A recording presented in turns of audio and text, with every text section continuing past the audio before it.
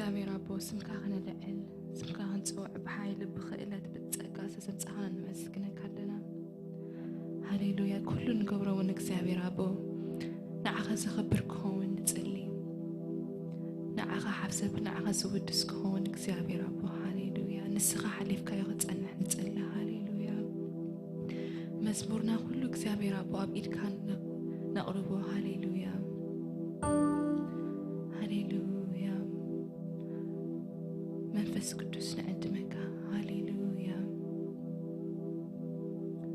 ሃሌሉያ ህያው ስለዝኾንካ ነመስግነካ ሃሌሉያ እግዚአብሔር አቦ ንስኻ ሓያል ንስኻ ንጉስ ንስኻ ጎይታ ስለዝኾንካ ነመስግነካ ሃሌሉያ ሃሌሉያ ስለ ህያውነትካ እግዚአብሔር አቦ ንመስክር ሃሌሉያ ንጉስ ዝኾንካ ንመስክር ሃሌሉያ ሃሌሉያ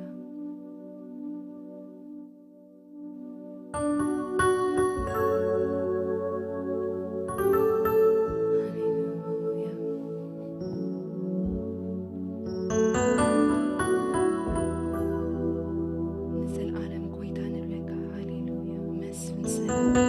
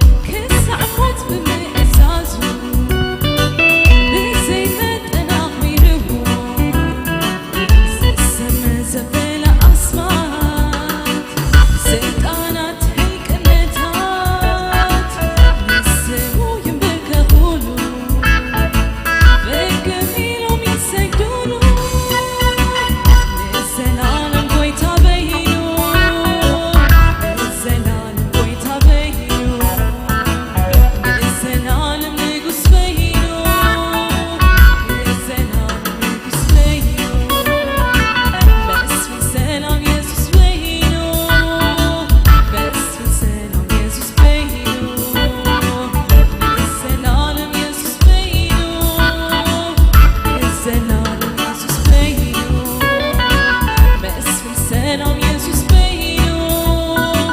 መስፍን ሰላም ኢየሱስ በይኑ ለዘላለም ኢየሱስ በይኑ ሰላም ኢየሱስ በይኑ ለዘላለም ንጉሥ በይኑ ለዘላለም ንጉሥ በይኑ መስፍን ሰላም ኢየሱስ በይኑ መስፍን ሰላም ኢየሱስ በይኑ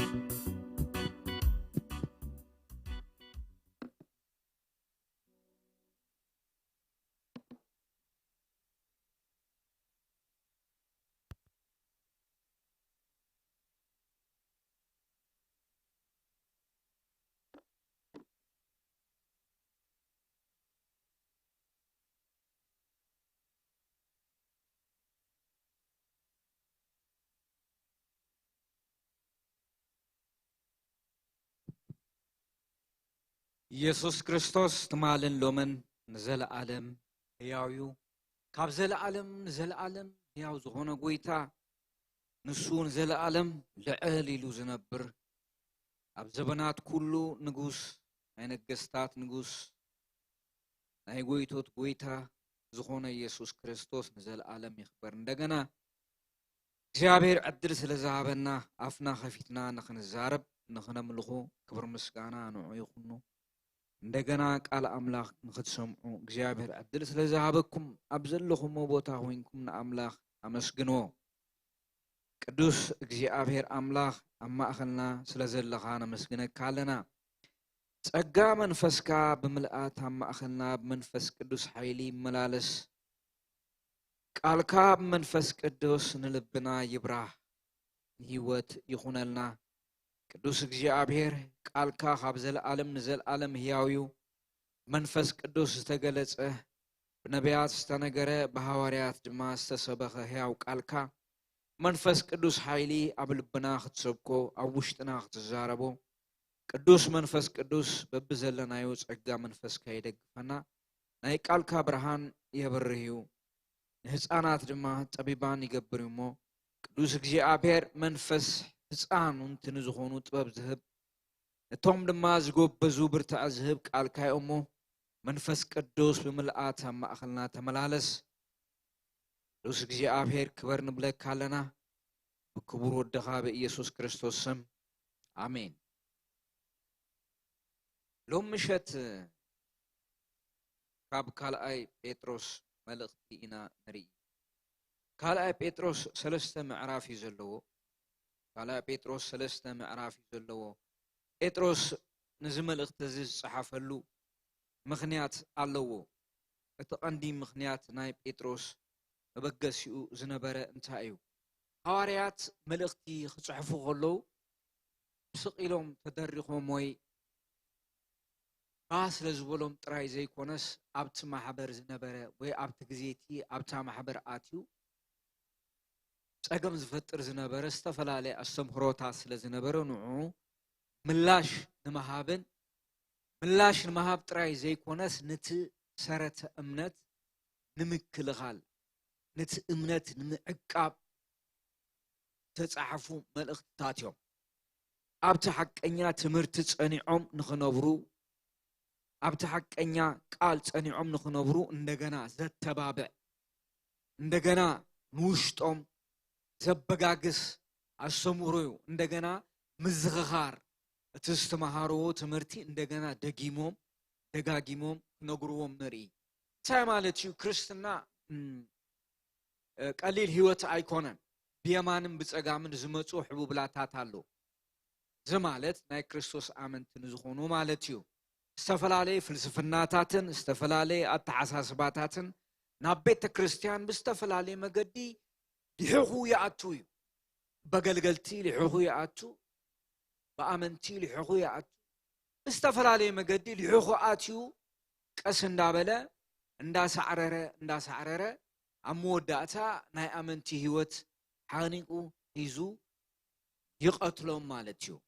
ስለዚ ሐዋርያ ጳውሎስ ነዚ ኣብ ማእኸሎም ንዝነበረ ናይ ስሕተት ትምህርቲ ስነ ፍልጠታዊ ኣተሓሳስባ ነቲ መንፈሳዊ ሓቂ ክትክኦ ከም ዘይክእል ኣርጊፁ እዩ ዝነግሮም ኣብዚ መልእኽትታት ማለት እዩ ሎማ ኣንቲ ከም መእተዊ ክንዘራረብ ኢና ኣብቲ ዝቕፅል ግን ካብቲ መሰረታዊ ዝኾነ ቃል ኣምላኽ ድማ እንደገና ደጋጊምና ክርኢና ማለት እዩ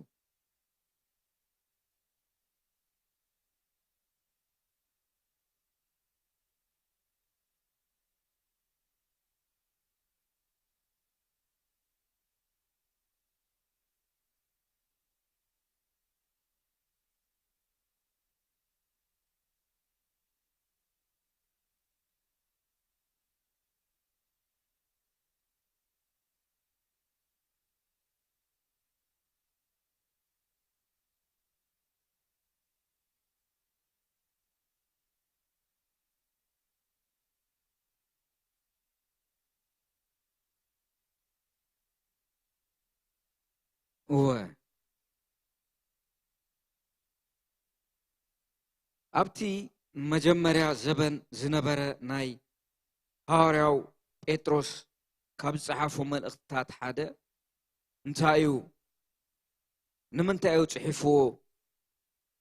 ክንብል ከለና ሐዋርያ ጳውሎስ ኣብቲ ዘመን እቲ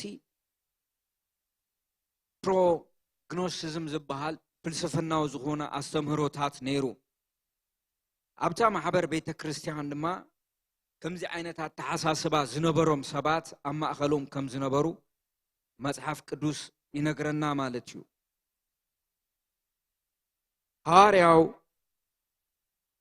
ጴጥሮስ እዚ ዝጸሓፈሉ ምኽንያት መእተዊኡ ክዛረብ ከሎ ከምዚ ይብል ካልእቲ መልእኽቲ ጴጥሮስ ናብቶም ኣብ ኩሉ ስፍራ ዝነበሩ ቀዳሞት ክርስቲያን ዝተለኣኸት እያ ናይታ መልእኽቲ ቀንዲ ሓሳብ ሓሰውቲ መምሃራን ዘምጽእዎ ትምህርቲ ንምቋምን ብሳዕቤን ትምህርቶም ንዝመፀ ዝርጋን ንምውጋኣን እዩ ነዚ ጸገም እዚ መፍትሒ ዝኸውን ከዓ በቶም ኢየሱስ ክርስቶስ ብዓይኖም ዝረኣይዎን ክምህር ከሎ በእዛኖም ዝሰምዕዎን ሰባት ዝተመሓላለፈ ርዱእ ፍልጠት እግዚኣብሔርን ፍልጠት ጎይታና ኢየሱስ ክርስቶስን ብምሓዝ እዩ እቲ ጽሑፍ ብፍላይ ዝተገደሱሉ ከዓ ብዛዕባ እቲ ዳግም ምጽኣት ክርስቶስ የልቦን ዝብል ሓሳዊ ትምህርቲ እዩ ብዛዕባ እዚ ክገልጽ ከሎ ክርስቶስ ቀልጢፉ ዘይመጸሉ ምኽንያት እግዚኣብሔር ሰብ ኩሉ ካብ ሓጢኣት ክምለስ ደኣ እምበር ሓደ እኳ ክጠፍእ ስለ ዘይደልዩ ኢሉ ሐዋርያ ጴጥሮስ ይዛረብ ማለት እዩ ማለት ኣብቲ ግዜ እቲ እንታይ እዩ ዝነበረ ማለት እዩ ኣብቲ ግዜ እቲ ዝነበሩ ናይ ሓሶት መምሃራን ማለት ፕሮግኖሲዝም እንታይ ዓይነት ኣተሓሳስባ ነይሮዎም ኢልና ተሓሲብና ኢየሱስ ክርስቶስ ዳግማይ ከም ዘይምለስ ዓይነት ነገር እዮም ዝዛረቡ ነይሮም እቲ ትምህርቲ ኣብቲ ቤተ ክርስቲያን ከምኡ ነይሩ እንደገና ድማ ስጋ ዋላ ሓደ ኣይጠቅምን እዩ መንፈስ ጥራይ ዝጠቅም ስለዚ ስጋኹም ድላይኩም ተትገብሮ ዋላ ሓደ ትርጉም ኣይህብን እዩ ዝብል ኣተሓሳስባ ይነይሮም ስለዚ ሐዋርያው ጴጥሮስ ንዘተ ሓሳስባ እዚ ንምቋም እዩ ምዕራፍ 1 2 ክሳብ 3 ዝተዛረበ ማለት እዩ ኣብቲ ቀዳማይ ዘበን ዝነበረ እንታይ እዩ ማለት ኢየሱስ ክርስቶስ ሐዋርያትን ኣብ ዝነበሩሉን ሓድሽ ኪዳን ኣብ ዝተጻሕፈሉ እዋን እቲ ኣብ ከባቢ ማእኸላይ ባሕሪ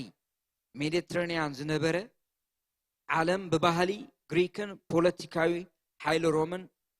ዝማዕበለ እዩ ነይሩ እዚ ውህደት እዚ ግሪኮ ሮማዊ ባህሊ ካልቸር ተባሂሉ ይፍለጥ ነይሩ ናይ ክልቲኡ ናይ ግሪክን ናይ ሮምን ባህሊ ተባሂሉ ይፍለጥ ነይሩ ስለዚ እቲ ፍልስፍና እንታይ ነይሩ ፊሎሶፊ ፍልስፍና ኣብቲ ዘበን እቲ ልሙድ እዩ ነይሩ ናይ ግሪክ ፈላስፋታት ነይሮም ናይ ዝተፈላለዩ ናይ ማእኸላይ ምብራቅ ፈላስፋታት ነይሮም እዚ ሁሉ ነገር ኣብ መወዳእታ ናበይ ከም ዝመፀ ክንሪኢና ማለት እዩ ስለዚ እንታይ ኢሉ ኣብ ቀዳማይ ዘመን ሰባት ንህይወት ንስነ ምግባር ንኣምላኽን ንምርዳእ ኣብ ፍልስፍና ዓብይ ኣተኩሮ ይገብሩ ስለ ዝነበሩ እቶም ዋናታት ፍልስፍናታት ድማ እዞም ስዕብዮም ነይሮም ስቶይዝም እቲ ሓደ ስቶይዝም ነይሩ ስቶይዝም እዚ ኣብቲ እዋን እቲ ብሉፅን ተፈታውን ዝነበረ ፍልስፍና እዩ ሰባት ስምዒቶም ክቆፃፀሩ ካብ ዓቕን ዝሓለፈ ሓጎስ ይኹን ሓዘን ከየርእዩ ከምኡ እውን ንሓጎስ ይኹን ንመከራ ብህድኣት ክቅበልዎ ከም ዘለዎም ዘምህር ዝነበረ ፍልስፍና እዩ ስቶይሲዝም እቲ ካልኣይ ድማ ዝነበረ እንታይ እዩ ኤፒኩሬንት ዝበሃል ድማ ነይሩ እዚ ኤፒኩሬንት ዝበሃል ፍልስፍና ድማ እንታይ እዩ ተኻልኣይ ኣብቲ ዘበን እቲ ዝነበረ እዚ ፍልስፍና እዚ ድማ ህይወት ካብ ቃንዛን ራዕድን ነፃ ክትከውን ከም ዘለዋ ዓብሽቶ ህይወት ድማ ሰላም አእምሮን ምቾት ካብ ምድላይን ከም ዝኾነ የምህር ዝነበረ ፍልስፍናው ድሕሪ ሞት ድማ ህይወት የለን ዝብል እምነቱውን ነይሩ እዚ ፍልስፍና ማለት እዩ ዳርጋ ከም እምነት ማለት እዩ ዳርጋ ከም እምነት ይወስድዎ ነይሮም ማለት እዩ እዚ ፍልስፍና እቲ ሳልሳይ ሲሴንሲዝም ዝበሃል እዩ ንብረትን ስልጣንን ማሕበራዊ ትካላትን ጥረ ነገር ጥራይ ሒዝካ ተፈጥሯዊ ህይወት ምምራሕ ዝገድፍ ፍልስፍና እዩ ነይሩ ኣስተውዕሎ ኣብ መጽሓፍ ቅዱስ ግብረ ሐዋርያ ምዕራፍ 17 ቁጥሪ 18 ሐዋርያ ጳውሎስ ኣብ ኣቴና ግሪክ ንስቶም ኤፍቄረንን ስቶይክን ዝበሃሉ ፈላስፋታት ከም ዝተማጎተ ተጻሒፉ ንረክብ ኢና እቲ ኻልኣይ እንታይ ካልቸር እዩ ባህሊ ኣብቲ ቀዳማይ ዘመን ብኽልተ ዓበይቲ ጽልዋታት ዝቆመ እዩ ነይሩ ሄለኒዝም ናይ ግሪክ ጽልዋ ዝነበሮ ማለት እዩ እንታይ ዝበሃል ኣባሃህላ ነይሩ ሮማውያን ንግሪክ በሓይል ወታደር እኳ እንተሰዓርዋ በባህሊ ግን ግሪክያ ንሮም ማሪኻታ ይብሉ ነይሮም ቋንቋታት እቲ ወግዓዊ ቋንቋ ሮማውያን ላቲን እንተነበረ እኳ እቲ ኣብ መላእ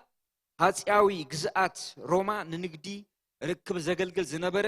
ናይ ሓባር ቋንቋ ግን ግሪክ ነይሩ ከምቲ ንፈልጦ ሓድሽ ኪዳን እውን ብግሪክ ከም ዝተጻሕፈ ንፈልጥ ኢና ኣብ ግሪክ ድማ ትምህርቲ ስነ ጥበብ ስነ ጽሑፍ ድራማታት አርክቴክቸር ከም ዝነበረ ንፈልጥ ኢና ታሪክ ንዚ ነግረና ማለት እዩ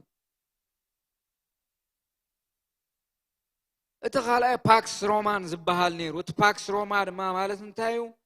ሮማውያን ንዓለም ዘመሓድሩ ዝነበረ ናይ ባዕሎም ፍሉይ ባህሊ ነይርዎም ሕግን ስርዓትን ነይርዎም ሶሻል አቃውማ ነይርዎም ማሕበራዊ አቃውማታት እዚ ንርኢ ማለት እዩ እቲ ኻልኣይ ሃይማኖት እዩ ኣብቲ ቀዳማይ ዘመን ዝነበረ ሃይማኖት ብዙሓን ኣማልኽቲ ስዕቡ ዝነበሩ ፕሌዮቲዝም ስዕቡ ዝነበሩ ነይሮም ግሪካውያን ሮማውያን ተመሳሰልቲ ኣማልኽቲ ነይሮሞም ንኣብነት በዓል ዙስ ጁፒተር ይምለኹ ነይሮም ማለት እዩ ኣብ መወዳእታ እውን ንሃዋርያት ፈተና ዝኾኖም ነገር እቲ ዝነበረ ኢምፓየር ንነብሱ ከም ኣምላኽ ገይሩ ክምለኽ ይደሊ ከም ዝነበረ መጽሓፍ ቅዱስ ይረዳእና ማለት እዩ ኣብዚ ንሪኦ ዓበይቲ ነገራት እንታይ እዩ ተይልና ኣብዚ ንሪኦ ዓበይቲ ነገራት ኣብቲ ግዜ እቲ ዝነበረ ፍልስፍናታት እዩ ኣብቲ ግዜ እቲ ዝነበረ ፍልስፍናታት እንታይ ዓይነት ነገር እዩ ፈጢሩሎም ክንብል ንኽእል ኢና ኣብታ ቤተ ክርስቲያንስ ከመይ ኢሉ ኣትዩ ድሓርስ እቲ ሃዋርያት ዘምሃርዎ ሓቀኛ ትምህርትታትስ ከመይ ኢሉ ክኽለስን ክብረዝን ክኢሉ ኢልና ክንርኢ ከለና ሰባት ብወንጌል ኣሚኖም ካብ ደገ ናብ ውሽጢ እዮም ዝመፁ ናይዞም ሰባት ኣተሓሳስባን ኣረኣያን ከይተቀየረ ከምዚ ዓይነት ሰባት ናብ ኣገልግሎት ክመፁ ከለዉ ዓቢ ፀገም ዝፈጥር ማለት እዩ ስለዚ ሃዋርያው ጴጥሮስ ንዚ መልእኽቲ እዚ ክጽሕፍ ከሎ እንታይ እዩ ዝብል ኣብ ካልኣይ መልእኽቲ ጴጥሮስ ዘሎ እቲ ዓቢ ክፍሊ እንታይ እዩ ብፍልጠት ምዕባይ grows in knowledge ዝብል ሓሳብ ናይቲ መጽሐፍ ቀንዲ ማእኸል እዩ ብፍልጠት ምዕባይ ፍልጠት معباي ፍልጠት ማለት ኣብዚ ኣብ ክልተ ወገን መቂሉ ዘቀምጦ ጴጥሮስ grows in knowledge ዝብል ሓሳብ ናይቲ መጽሓፍ ቀንዲ ማእኸል ሕመረት ናይ ሐዋርያ ጴጥሮስ መልእኽቲ እዩ መጽሐፍ ቀንዲ ማእኸል እዩ ጴጥሮስ ኣብ መልእኽቲ መጀመርታን መወዳእታን ነዝነት ብዚ ኣጥቢቁ ይገልጾ ንኣብነት ኣብ ካልኣይ ጴጥሮስ 3:18 ብጸጋን ፍልጠት ጎይታናን መድሕናን ኢየሱስ ክርስቶስ ዕበዩ ይብል ዕበዩ ብጸጋን ብፍልጠት ጎይታናን መድሕናን ኢየሱስ ክርስቶስ ዕበዩ ይብል ኣብዚ መጽሐፍ ተጠቅሱ ዘሎ ፍልጠት ኣብ ኣእምሮ ሓበሬታ ወይ ጥቅስታት ምእካብ ጥራይ ኣእምሮ ሓበሬታ ወይ ጥቅስታት ምእካብ ጥራይ ኣይኮነን ትርጉሙ ኣዝዩ ዓሚቕ እዩ ቀንዲ ትርጉማቱ ድማ እዞም ዝስዕቡ እዮም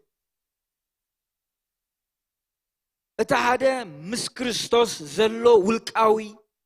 ርክብ እዩ መንፈሳዊ ርክብ ምስ ክርስቶስ ዘሎ ውልቃዊ መንፈሳዊ ርክብ ብምግባር መንፈሳዊ ዕቤት ከም ዝርከብ ሐዋርያ ጴጥሮስ ብዕምቆት ንዝመልእኽቲ እዚ ተበጻሕትን ዝኾኑ ኣመንቲ ክጽሕፈሎም ንርኢ ማለት እዩ ኣብዚ ክፍልታት እንሪኦ ክልተ ነገራት ኣሎ ማለት ፍልጠት ኢሉ ሐዋርያ ጴጥሮስ ክዛረብ ከሎ ብክልተ ወገን መቂሉ ይዝርዮ ነቲ ሓደ ፍልጠት ኢፔግኖሲስ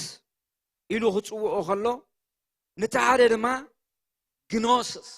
ኢሉ ይጽውዖ እዚ ኣብ ክልቲኡ ክፍልታት ዘሎ ዓሙቕ ሓድነትን ምፍልላይን ከሪኦም እዩ ዝፍትን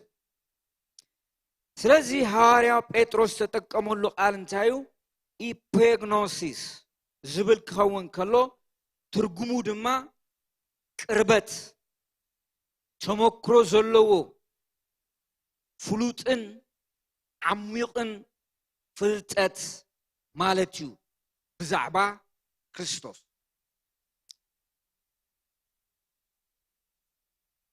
እዚ ፍልጠት እዚ ብዛዕባ ብምሳሌ ክሪኦ ከለና እዚ ፍልጠት እዚ ብዛዕባ ሓደ ሰብ ብርሑቕ ምፍላጥ ዘይኮነስ ምስቲ ሰብ ብሓባር ብምንባርን ብምቕራብን ዝርከብ ፍልጠት እዩ ስለዚ ፍልጠት ብፍልጠት ምዕባይ ማለት ዕለት ዕለት ኢየሱስ ክርስቶስ ዘለና ሕብረት ምዕባይ ንዑ ብውልቃዊ ህይወትና ምልላይ ንዑ ብዝበለጸ እናመሰልና ክንከይድ ዓቢ ኣበርክቶ ኣለዎ ነዚ እንታይ የብሎ ኤፒግኖሲስ ኢሉ ይጽውዖ እቲ ካልኣይ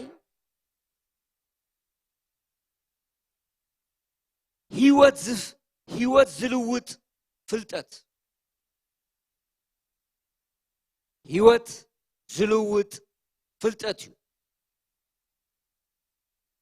እቲ ሓቀኛ መንፈሳዊ ፍልጠት እቲ ኢፔግኖሲስ ዝኾነ ሓቀኛ ፍልጠት ብተግባርን ብባህርን ኣብ ኣመንቲ ዝግለጽ እዩ ዝብሎም እቲ ሓቀኛ መንፈሳዊ ፍልጠት ብተግባርን ብባህርን ዝግለጽ እዩ ጴጥሮስ ኣብ ምዕራፍ 1 ካብ 5 ክሳብ 8 እምነትን ትግሃትን ኣብ ፍልጠትን ድማ ርእስኻ ምግታዕ ዓቕሊ ፍቕሪ ምውሳኽ ከም ዘድሊ ክዛረብ ንሪኦ እዚ ፍልጠት እዚ حقنيا انت خوينو أبهرنا لوط يمتصيو رأسخا مقتعن عقلن يفتريو اتي إبيغنوسس زخونة فلتت مالت منفس قدوس زخونة مردعتا أو وشتنا بزعبا كريستوس تهاليو مالتشو إذا فلتت زي أب هيوتنا انتزي هاليو جن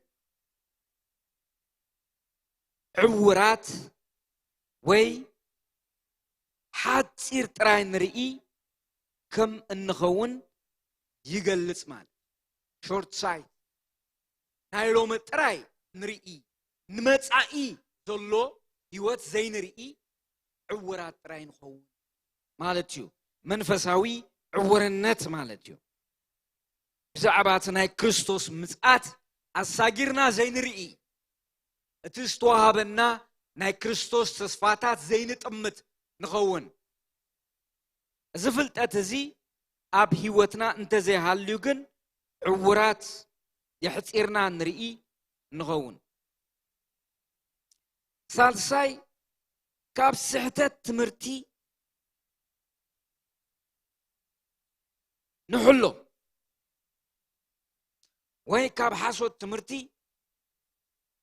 والتانا يخون مال بزمن بيتروس نبرو حسوت مماهران سور فلتات هلنا نابلو نأمنت يتالولو نيرو زدما صنيحو غنوستيزم نستباهله ناي كعدت مغنيات زغوني سور فلتات علنا فلتاتنا لعل زبلي اندابلو نبزحات آمنتي وين نبزحات سبات كابتي نحكنيا ناي كريستوس هيوتن استمهرو بونقيروم بموصا ماي كم زيبلو دبنا بحاسوت تمرتي اندا تخبكبو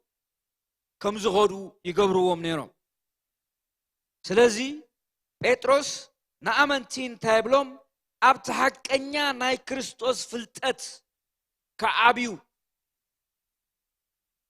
كم زدلي أرجيتو ينقرون اتي حقنيا بزعبا كريستوس زلنا منفساو ردئت بزعبا كريستوس زلنا مردأتا أب هيوتنا كمزي immunity system نحمام مكلاخل عقم خمزلنا كمو مالتيو نتحقنيا الأملاخ زمقب وين نتحقنيا ناي كريستوس فلتت أب هيوت زدلب أماني زمت ناي سحتة تمرتي ناي مكلاخل عقم اللو هيوتو ريزيست تغبر يخيليو مالت بقليلو خطكع اي كيلنيو سلازي ابت حقنيا ناي كريستوس فلتت اماني تتخيلو خعبي اللو اليو هاريا بيتروس ززارمال ابت حقنيا ناي كريستوس تمرتي اندحر تتخيلو ابت بزعبا كريستوس زلو مردعتا قنع اندحر كوينو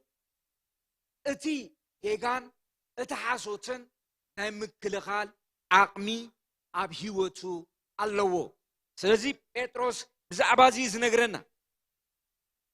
اترابعي ناي اغزيابير تسفاتات اصبيكا مفلات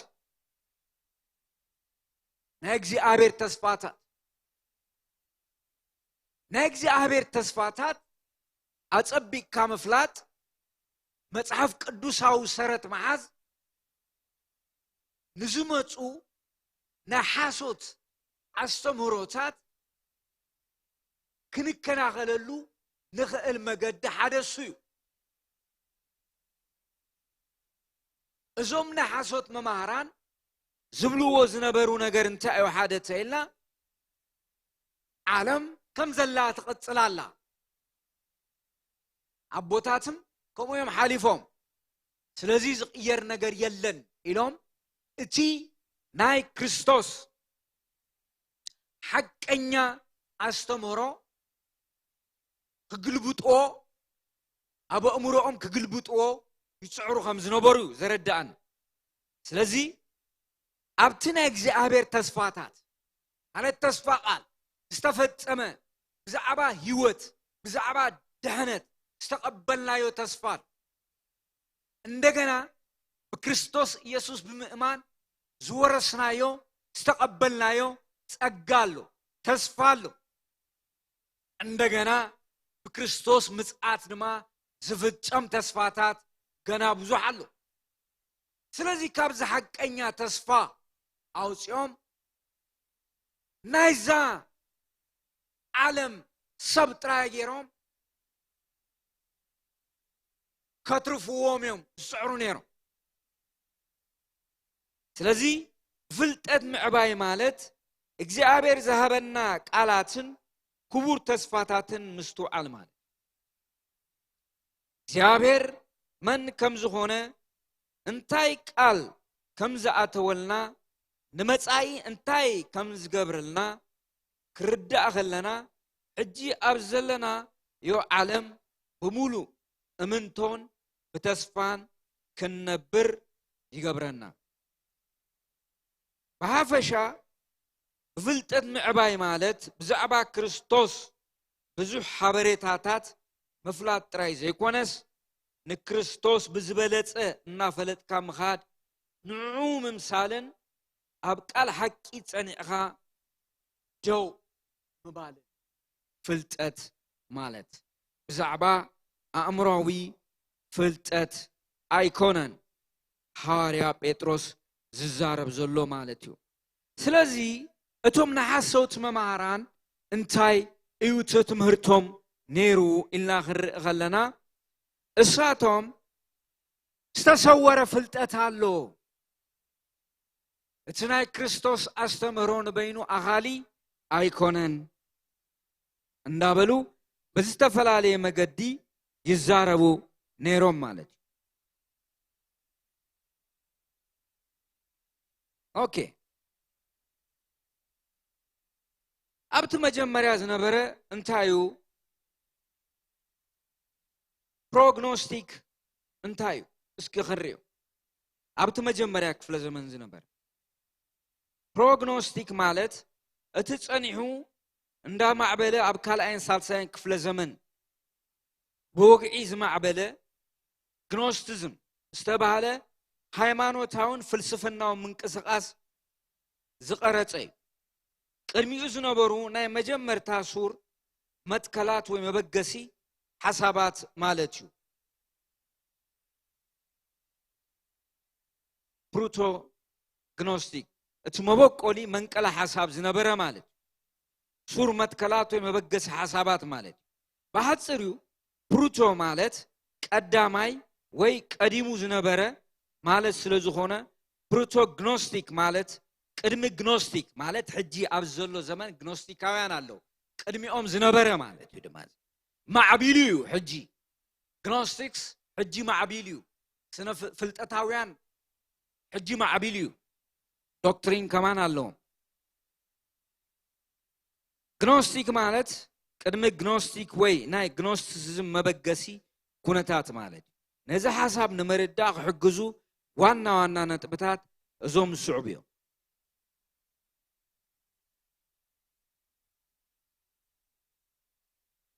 ግኖስቲሲዝም ባዕሉ እንታይ እዩ ቅድሚ ፕሮቶግኖስቲክ ምርዳእና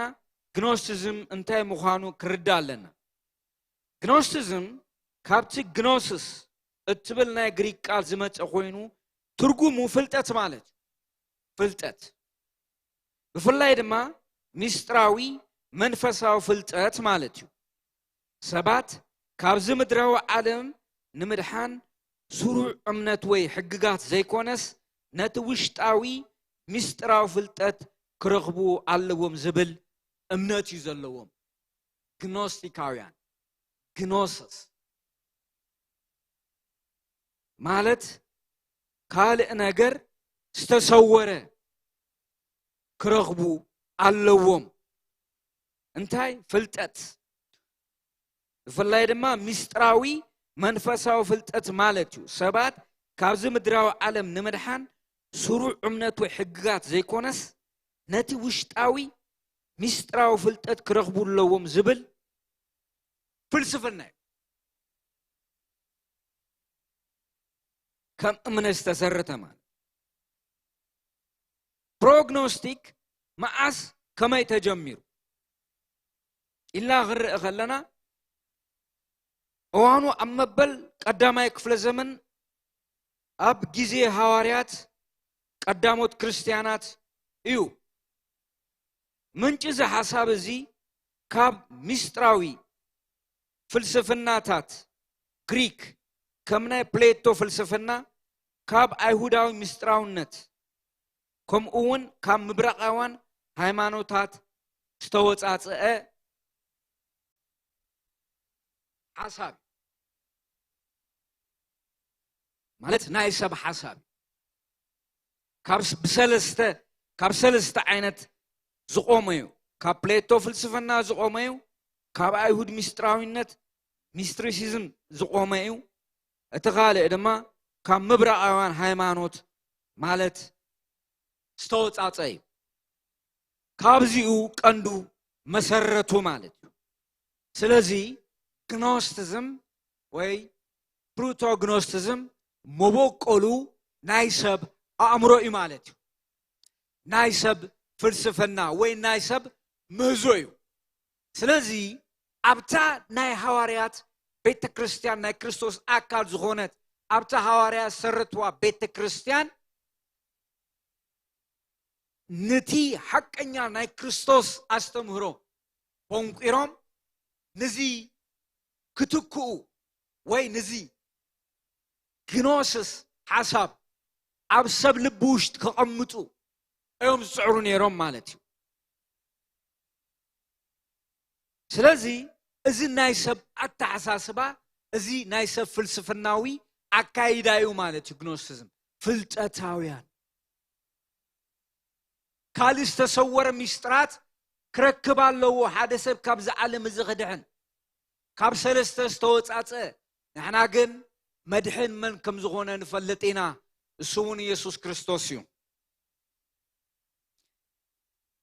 እቲ ሳልሳይ ቀንዲ እምነታት መጀመርታ ምልክታት ኣብቲ ፕሮቶግኖስቲክ ዝበሃል ደረጃ እቶም ሓሳባት ሙሉ ብሙሉ ባዕሎም ስርዓት ባዕሎም ኣይሓዙ ነይሮም ነገር ግን ከምስ ብዙሕ ክትዓት ነይሩ ኣብቲ መጀመርያ እንታይ ምፍልላይ ነይሩ መንፈስን ስጋን ምፍልላይ እንታይ ይብሉ መንፈስ ንጹህ እዩ ስጋ ወይ ማተር ድማ ኣካል ክፉእ እዩ ዝብል ሓሳብ ኣለዎም ኣብ ተስተምህሮም እንታይ ይብሉ ግኖስሳውያን እንታይ ይብሉ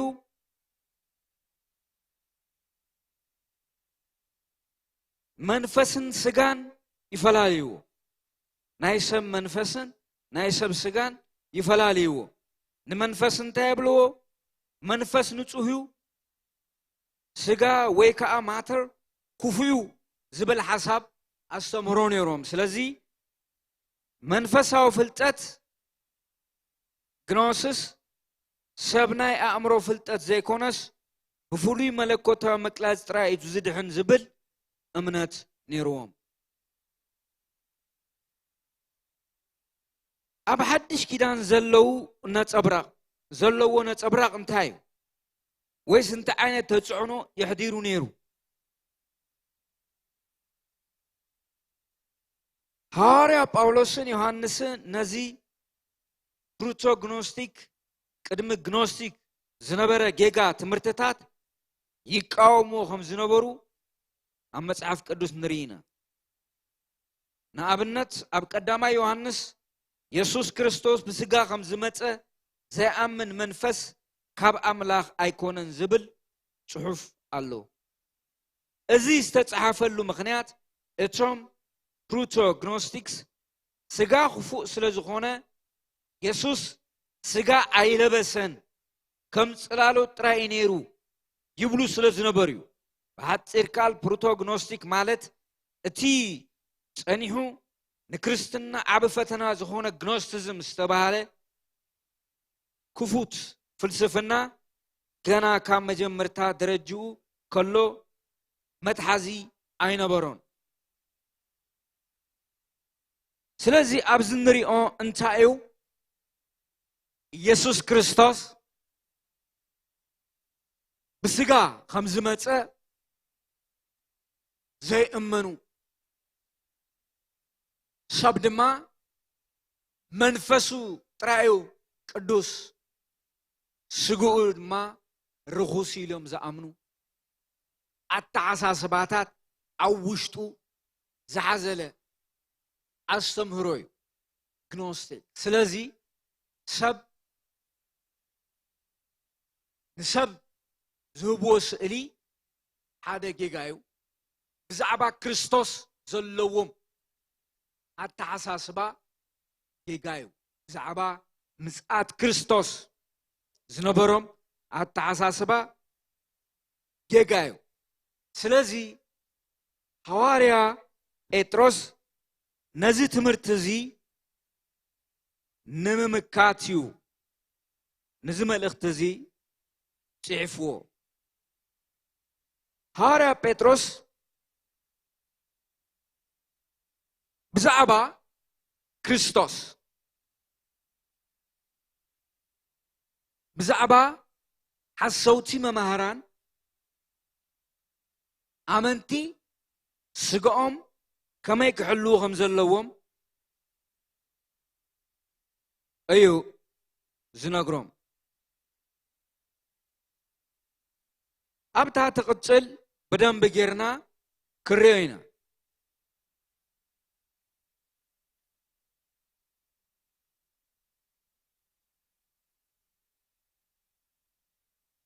ሐዋርያ ጴጥሮስ ብዛዕባ ኢፔግኖሲስ ወይ ከዓ ተሞክሮአዊ ፍልጠት ምስ ክርስቶስ ዘለዎ ሰብ ወይ ኣማኒ ኣብ ህይወቱ ዝግለጹ ባህርያት ኣለው ማለት እዩ ስለዚ መጽሐፍ ቅዱስ ክነግረና ከሎ እንታይ እዩ ዝብለና ሐዋርያ ጴጥሮስ እቲ ብክርስቶስ በሓፂር ቃል ክንገልጾ ከለና እቲ ብክርስቶስ ኢየሱስ ኣሚኑ ብመንፈስ ቅዱስ ዳግም ዝተወለደ ኣማኒ ኣብ ህይወቱ ዝረአ ፍረሎ ንዑ ክነንብቦ ኢና ካብ መጽሐፍ ቅዱስ ምዕራፍ 1 ናይ ኢየሱስ ክርስቶስ ኣገልጋሊን ሐዋርያን ዝኾነ ካብ ስምዖን ጴጥሮስ ናብቶም ብናይ ኣምላኽናን መድኃኒናን ኢየሱስ ክርስቶስ ጽድቂ ከማና ክብርት እምነት ዝተቐበሉ በቲ ንኣምላኽን ንጐይታና ኢየሱስ ዘለኩም ፍልጠት ኢፔግኖሲስ ጸጋን ሰላምን ይብዛሓልኩም ክርስቲያናዊ መጸዋዕታን ሕርየትን ኣመንቲ እንታይ ኢሉ ይዛረብ ነቲ ናብ ክብሩን ሕያውነቱን ዝጸዋዓና ብምፍላጥና መለኮታዊ ሓይሊ ኩሉ እቲ ንህይወት ንመንፈሳውነት ዘድልየና ሂቡና ኣሎ በዚ እታ ክብርትን ዓባይን ተስፋ ረኸብና እታ ክብርትን ዓባይን ተስፋ ረኺብና ኢና ንስኻትኩም ድማ ካብቲ ንዓለም ኣበላሽዋ ዘሎ ትምኒት ስጋ ወፂእኹም ተኻፈልቲ መለኮታዊ ባህሪ ኮይንኩም ስለዚ ብኩሉ ትግሃት እናተጋደልኩም أب أمنتكم هياونت وسخو أب هياونت ون فلتت أب فلتت كأ مقتار أسخوم مقتار رأسها أم مقتار رأسها دما عقلي أب عقل ون منفساونت أم منفساونت كأ حونت أب حونت دما فقري وسخو إذن قرزي انتلكم إبقنوسس فلتت أب هيوتكم نا كريستوس منفس قدوس كريستوس أب لبهم بريو تغوينو مالتيو إذن قرزي انتلكم أنا معبلون انتخده نقويتانا إيسوس كريستوس كفلتكم تمعبلو عبيوتكم معبالة عبيت منفسه عبيت اندهر وسيكم كريستوس اندا فلتكم موت كديهم كفلتكم يوم اتي عوشتكم زلو استولدكم ونصقا منفس عوشتكم زلو اتينا كريستوس صقا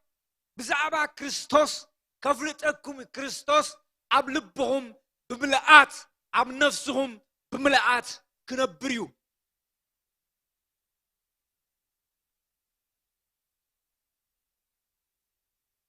أنا معبلون انت خده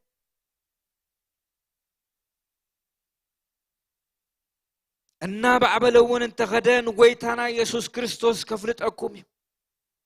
حكاياتن زيفريون أي كتكونون يخون إذن أقرزي زي بلوغن أرحيقو زيرئي عور سبيو كابتناي قدم حاتياتو كم زنت أهون زرسعي أوه بقويتانا مدحنا بيسوس كريستوس أقا سلام زبزحلو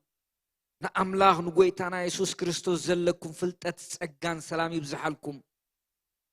مالت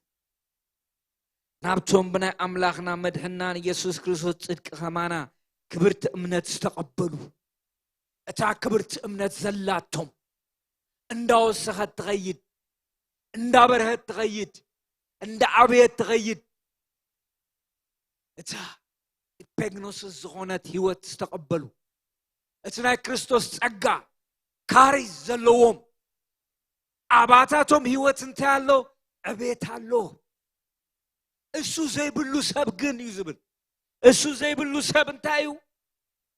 እዚ ነገር እዚ ዘይብሉ ግና አርሕቁ ዘይሪ ዕውር ሰብዩ ካብቲ ናይ ቀደም ሓጥያቱ ከም ዝነጽኸውን ዝረስዐዩ ስለዚህ ይብል አቱም አሕዋትና ንጽዋዕኹምን ምሕራይኩምን ክትጽንዕዎ አዚኹም ተጋደሉ ገድሊ ክትጋደሉ ለኩም ተሓሪኹም ይኹም ጽዋዓለኩም ንህይወትኹም ተጸዊዕኹም ስለዚህ ንትጽዋዕኹምን ክትጽንዕዎ ተጋደሉ ብምንታይ በእምነት بصلوت بقال حق فلطت اب حقኛ መማሃራን በመማሃር ጽንዑ ተጋደሉ ገድሊ ይደልዩ ለዚያቱ ማህዋትና ንጽዋዕኹምን መህራይኩምን ክትጽንዑዋ አዚኹም ተጋደሉ زي انت جبركم كتو اي كتودكون يخوم زي دمان ابتنا يقويتانا مدحنا يسوس كريستوس زل عالماو منقست مئتاو بملآت كوها بكميو سلازي اكزي آبهر املاغ هبوكم اللو اتا امنت تاغبرت امنت تقبلكم يخوم صدق خمانا كبرت امنت تقبلكم يخوم ስለዚህ ተጋደሉ እምነትኩም አጽንዑ ብናይ ክርስቶስ ጸጋ ጽንዑ ኣብ ቃል ሓቂ ጽንዑ ተጸኒዕኹም ነታ መንግስቲ ክትወርሱዋ ኢኹም ኣብታ ናይ ክርስቶስ መንግስቲ ብኽብሪ ክትነብሩ ኢኹም ኢየሱስ ክርስቶስ ትማለን ሎምን ንዘለዓለም ሕያው እዩ ስለዚ መጽሓፍ ቅዱስ እንታይ ይብል ክሳብ መወዳእታ ዝጸንዕ ይድሕን ይብል ክሳብ መወዳእታ ዝጸንዕ ኣብ ክርስቶስ ጸኒዑ ዝነብር ኣብ ቃል ሓቂ ጸኒዑ ዝነብር ንሱ ይድሕን ሙሉእ ድሕነቱ ይቕበል ኢየሱስ ክርስቶስ ትማለን ሎምን ንዘለዓለም ሕያው እዩ ስለዚ ጽንዓት ኣብ እምነት ቀዳማይ ነገር እዩ ማለት እዩ ኣብ ዝተረዳእኻዮን ኣብ ዝኣመንካዮን ኣብ ዝተረዳእኻዮን ኣብ ዝኣመንክዮን ኣብ ናይ ክርስቶስ ሕይወት ጸኒዕኻ ምንባር ንሱ መንግስቲ ኣምላኽ ዘውርስ በትምህርተ ነፋስ እንዳተኸብከበ ዝኸይድ ካብቲ ናይ ቀደም ኃጢአቱ ምንጥሁ ዝረስዐ ንዑ ወይሉ ስለዚ ሐዋርያ ጳውሎስ ታ ኽብርቲ እምነት ዝተቐበልኩም ኣብታ ኽብርቲ እምነት ዘለኹም ሙሉኹም ንዓኻትኩም ንዓይ እውን ዝብለና እዚዩ ስለዚ ኣቱም ኣሕዋተይ ንጽዋዓኹምን ምሕራይኩምን ክተጽንዑ ኣዝኹም ተጋደሉ በዚ ድማ ናብቲ ናይ ጐይታና መድሕንና ኢየሱስ ክርስቶስ ዘለዓለማዊ መንግስቲ ምእታው ብምልኣት ክወሃበኩም ናብ ጐይታና መድሕንና ኢየሱስ ክርስቶስ ዘለዓለማዊ መንግስቲ ምእታው ብምልኣት ምእታው ክወሃበኩም ስለዚ ጽንዑ ስለዚ ኣቱም ኣሕዋትና ንጽዋዓኹም ምሕራይኩምን ክተጽንዕዎ ኣዚኹም ተጋደሉ ገድሊ ማለት እዩ ምግዳል ሎም ምሸት ኣብዚ ክንውድእ ኢና ጐይታና መድሕና ኢየሱስ ክርስቶስ ኣብቲ ዝተረዳእናዮን ኣብቲ ዝኣመንናሉን ጸኒዕና ንኽንነብር ጸጋ መንፈስካ ብምልኣት ክፈስስ ኣብ ውሽጥን ኣብ ደገን ዘለና ቅዱስ እግዚአብሔር ኣምላኽ ብኽቡር ወድኻ በኢየሱስ ክርስቶስ ስም ጸጋ መንፈስካ ይፍሰስ እቲ ሓቀኛ መንፈሳዊ ገድሊ ንጋደለሉ ጸጋኻን ሓይልኻን ክብርኻን መንፈስካን ኣብ ሕይወትና ይፍሰስ እቲ ሕያው ቃልካ መንፈስ ቅዱስ ኣብ ሕይወትና ይብራህ ኢየሱስ ነመስግነካ ኣለና ክብርን ምስጋናን ውዳሰን ንዓኻ ንህብ ተሪፉ ዘሎ ምሸት ድማ ንኽብርኻ ግበሮ ኢየሱስ ክርስቶስ ናይ ሕይወትኩም ጐይታ መድኃኒት ዘይኮነ ሰባት ተሊኹም ኢየሱስ ክርስቶስ ኣብ ዘለኹሞ ኣብ ሕይወትኩም የእትዎ እታ ዘይትበርስ ዘይትፈርስ ናይ ክርስቶስ መንግስቲ እነሆ ኣላ ክርስቶስ ክመጽኡ መንፈስ ቅዱስ ድማ ማእኸልና ኣሎ ክብርን ምስጋናን ካብ ዘለዓለም ንዘለዓለም ነቲ ሕያውን ዘለዓለማውን ዝኾነ ጐይታ ይኹን ሰናይ ምሸት